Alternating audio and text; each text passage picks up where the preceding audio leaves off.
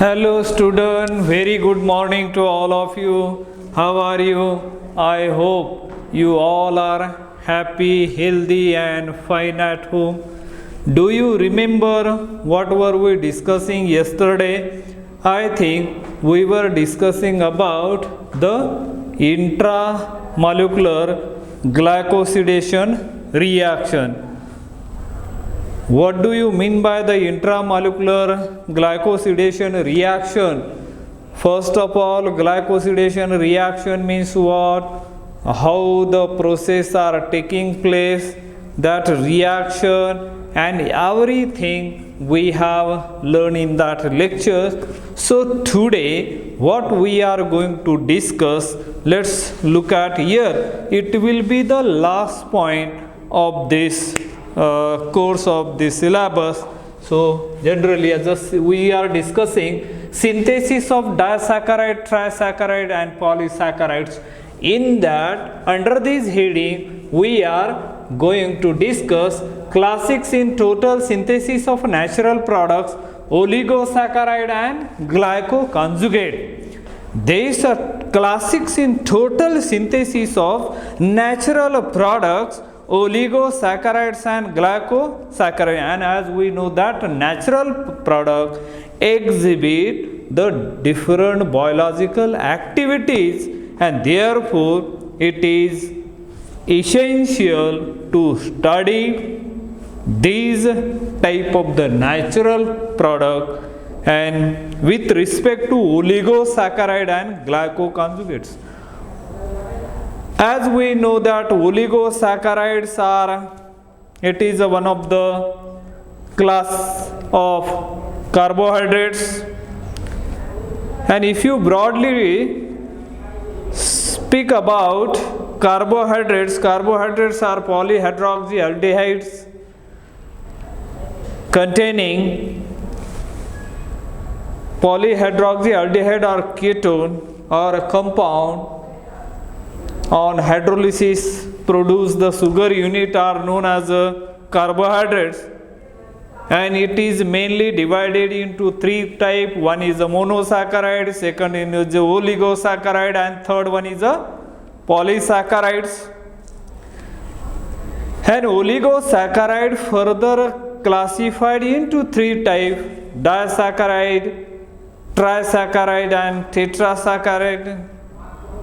So glycoconjugate in terms means what? Glycoconjugate means the conjugates we have learned RNAs or Laurie-Bronsted theory, that is acid-base conjugate. So that type the terminology here used here, glycosylation reaction, as we already know, and glycoconjugates is nothing but as a glycosyl donor and the glycosyl acceptor when they bring together with the special bonding such as glycosidic linkage or the glycosidic bond formation, and resulting compound is formed is called as a glycoconjugate. That type of the, because in one case it can act as a donor, in another case it can act as an acceptor, and therefore that type of the conjugate.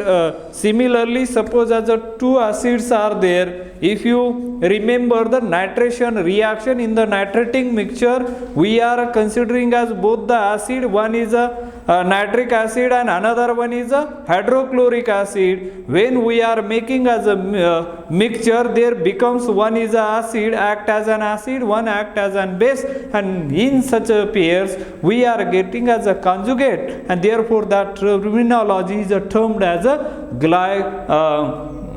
conjugate acid base theory. That little you might have heard these words. So similarly these words we are applying over here as a glycosyl donor and the glycosyl acceptor. Let us see the introduction regarding that. Several chapters in this volume illustrate various selected methods and which have been developed over the years to achieve different glycosylation reaction, and it is quite amazing to witness the progress which has been made in the art of oligosaccharide construction. Probably the most central challenge in carbohydrate chemistry. Our aim in this brief chapter is to highlight these achievements and illustrate various strategical aspects such as the judicious choice of protecting groups and of the activation of the anomeric center, and while describing a few classic syntheses, a complex oligosaccharide of potential biological importance, and one inherent difficulty associated with such a chapter is the selection of what should be considered as a classic in the art of synthetic oligosaccharide construction. And we sure that the carbohydrate community will understand that many many alternative brilliant accomplishment may have equally been selected. The synthesis of node factors. Here, what do you mean by node factor, or how do we define node factors?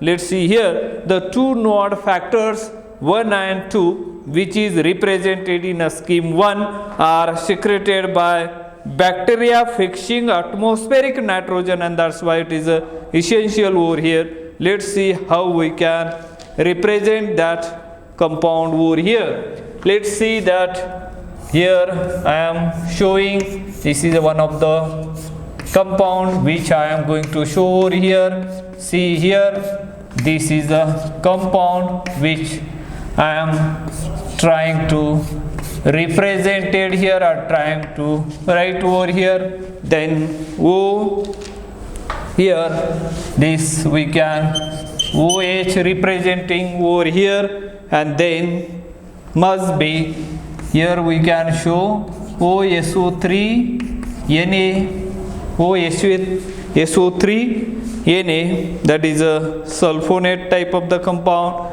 and here we can write OH, and at this position there is here is a RO represented over here, and then every OH, then here is representing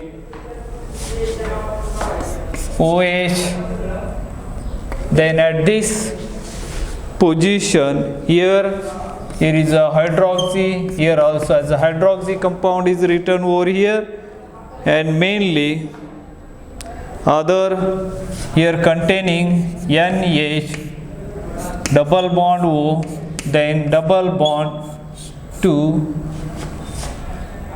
then this is a double bond 2, then 3, 4, 5, and this one. This is a structure which is represented over here. You can consider the structure number 1, R should be H. In a structure number 2, R should be acetyl group over here, acetyl, and this is a scheme number 1. The structure of the two classical node factors is represented over here. The synthetic challenge associated with 1 and 2 can be summarized as follows: how to selectively differentiate as shown in scheme 2 hydroxyl and amino groups present in a chitin type fragment.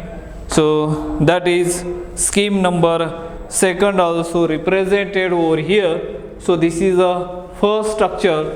Now let me draw the second structure over here. How this second structure can be 1, 2, 3, 4. So once again, this is a general guideline we can show over here.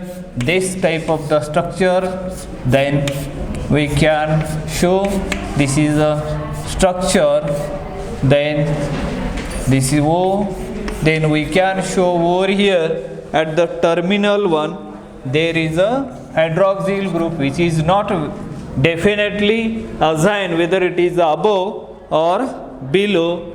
In another case there is a hydroxyl group is written like this, and at this position there will be a NH2 group. And if you see in the second one, once again same hydroxyl group, and here NH2 group. In this case also NH2 group and hydroxyl group as it is. In this case also hydroxyl group, and at this position NH2 group means amino group. If you see here 1, 2, 3 and these 4 that are known as acetylation.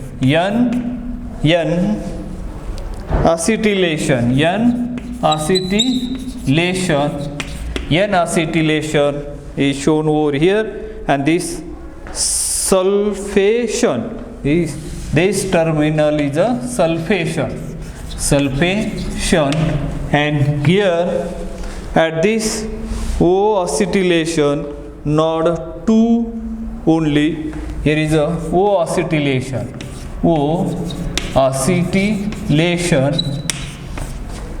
O-acetylation, node 2 only, here node 2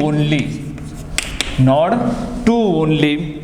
So this scheme number 2, what has to be activated to build up the node factors? So here the first point, remember here the 4 primary hydroxyl groups have to be carefully differentiated. The presence of sulfate group in compound 2 of an additional acetate forces the introduction of suitable temporary protecting groups on the primary positions. Similarly, one amino group has also to be differentiated from the others. And third point, last but not least, the presence of double bonds in the final product produces the classical use of hydrogenation condition subsequently to the introduction of the unsaturated chain. And this means, for example, that the very classical benzyl ether cannot be used as a protecting group in the last steps.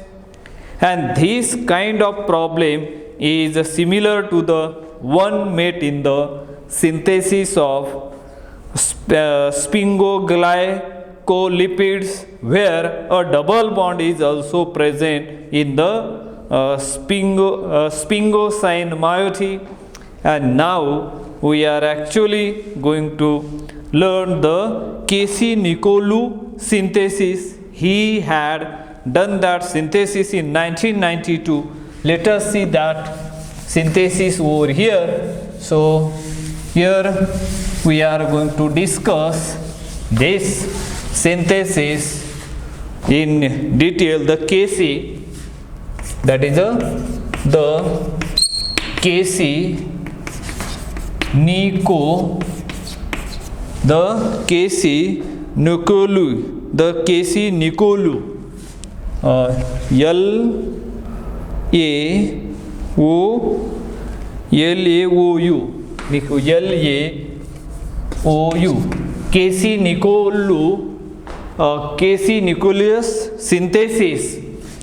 Casey-Nicolou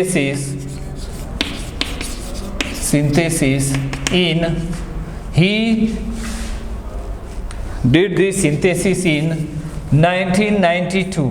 1992 brilliantly, and so name is given to that. And what is it? The key protected tetrasaccharide to be synthesized in this approach is compound 3, and that compound 3 I am going to show you shortly. The retrosynthetic analysis being presented in scheme number 3. Whatever we have seen, that is the scheme number 2. Now we are going to represent, as we know that this is one of the structure I am going to show over here like this. Then this is the structure which I am going to represent it here. See carefully, you will find it will be very easy if you practice this. Then there are the 4 sugar unit, and that 4 sugar unit you should remember over here. And then that here the terminal one OTBDPS, that is a protecting group, is attached over here, and here is written as NHAC.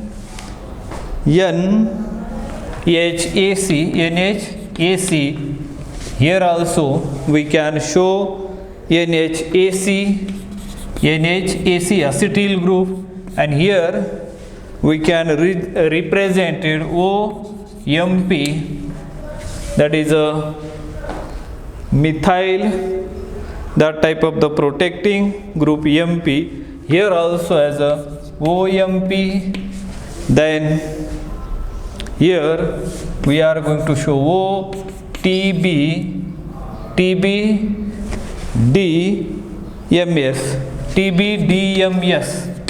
that is one of the protecting group, and here you can represent OMS. Then here we can show that is MB, OMB, and here you can represent, that is NPHTH, and here once again NHAC. This is our target molecule we can consider here, and that target molecule, we know that target molecule means whose synthesis is being planned is known as a target molecule. And we know that the retrosynthetic analysis, and in the nitrosynthesis analysis there are number of important terms are used in that. Paramethoxyphenyl is shown, paramethoxyphenyl, that is called as a MP, and there NPTH, that is a thalidomide, that type of the compound, N-thalidomide, that is a compound written over here. Now how do we show this? This is a structure number 3 I am representing over here. Structure number 3, which is shown over here. So that structure number 3 OMP, here is written as a OMP once again at this position. This is a structure number 3, and we are going to represent the retro of this. After doing its retro, you may get here as a structure like this. This is the 1-glycosyl fluoride type of the compound you are going to get over here, and this one is TBDMS, and here we can show NPHTH, and at this position there is OMB, and here also as a, what is that, same as it is OMB, what we can call it, paramethoxybenzyl. MB means paramethoxybenzyl, and MP means paramethoxyphenyl. That this we have shown. This is the structure number 6 we have got here, and now in another structure we will get here this type of the compound then we can represent another structure OMP.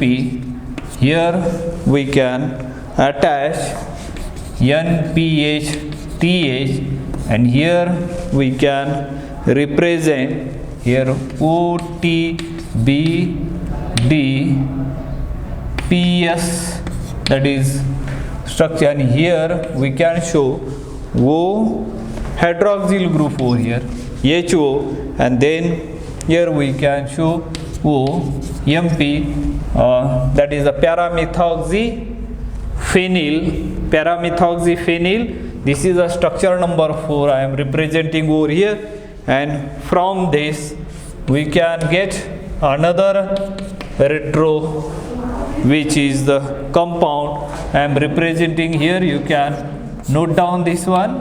So here this is a fluoride, and at this position here OMP, and here all these groups are present at equatorial position. Acetyl group, protected hydroxyl group, here OMB, and at this position here, which is NPHTH, and this is the structure number 5. Look at here, this is our target molecule. Target molecule means whose synthesis is being planned is called as a target molecule. Structure number 3 is nothing but as a target molecule, and this is a disconnection arrow is shown here, and disconnection means what? An analytical operation which break a bond and convert a molecule into a convenient starting material is known as a disconnection. It is one of the prominent step in the retrosynthetic analysis, as we know that. And according to that we got as a, this is scheme number 3rd one is represented over here. And here retrosynthetic analysis of the nucleus strategy, abbreviations are used over here. MP, if you see this structure, if you observe this structure carefully, what do you see? Here is a MP, here also as a MP. MP means paramethoxyphenyl. MP means what? This MP is nothing but as a paramethoxyphenyl. This is a short form used as a MP, protecting group. And now is a MB. You can see over here, MB is written somewhere, and that MB is nothing but M is nothing but as a paramethoxybenzyl. This is known as a methoxybenzyl, right? And we know that the difference between phenyl and the benzyl, and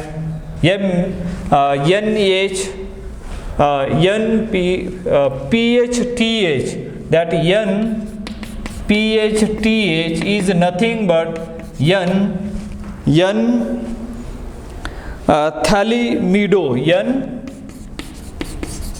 thaliamido, that is a full form of that, which is also act as an protecting group. Then next one is here is written as a TBDMS, means what? Tertiary butyl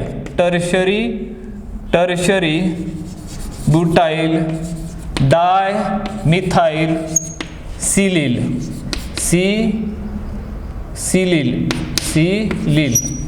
and similarly TBDPS means tertiary butyl, once again tertiary butyl diphenylsilyl. So that are the some of the abbreviations generally used in the nucleus synthesis, and this strategy illustrate the classical elongation process from 3 monosaccharide blocks 4, 5 and 6, starting from the protected reducing enol, that is compound number 4, and the 3 required blocks 4, 5 and 6 are classically prepared from a common glycosyl precursor, that is a 7, which is represented in the scheme number 4.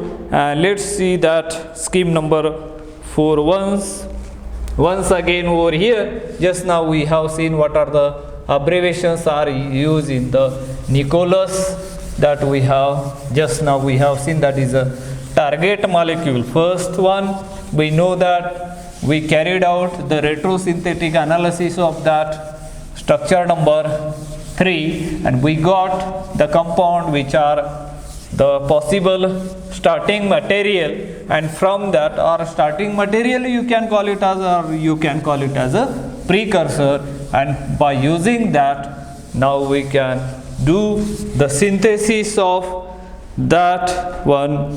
Let us see here. So synthesis, let us see as a structure number 7 is written over here. That structure may be this one. This is a structure which is represented here, O-acetyl group. Then here at this position NPH-TH, as we know that N-thalidomide is a structure attached over there, and here we can repeat OAC, and at this position is OAC, OC. Everywhere they are get protected by acetyl group like this. And now once you see this, and this is treated with B, and here treated with A, what do you get? A and B, here are the reagent. After adding that reagent, what type of the product you may get here? You will get here is a thioglycoside. That O-acetyl group first get converted into this one.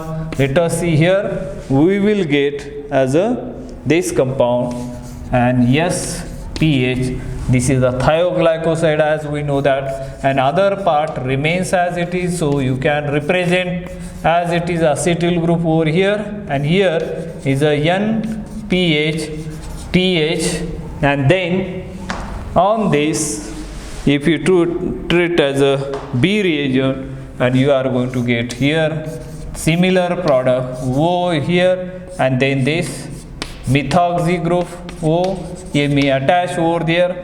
Rest of the group N, PH, TH, here O-acetyl group, they are as it is like this, and this is a structure number 7, and where we will get as a structure number 8. From 7 we will get 8, and from 7 also we will get as a 9, and by doing some steps, and we will get as a structure number 4 here, and by carrying out some number of steps, and we will get the structure number 5 and 6, as we know that. And this is a scheme number 4 is represented here. Scheme number 4 is represented here. The reagents and condition, where A is nothing but the reagent and condition. A is generally used as pH, SS thiophenol, then in SnCl4 tin chloride, and the solvent is used as a CH2Cl2 dichloromethane, 25 degrees centigrade, and the yield is of 74%. So that is a reagent, and B reagent is used here. I am representing B reagent in this case, that is a MEO, this one MEO C6H4OH, that is a paramethoxyphenol.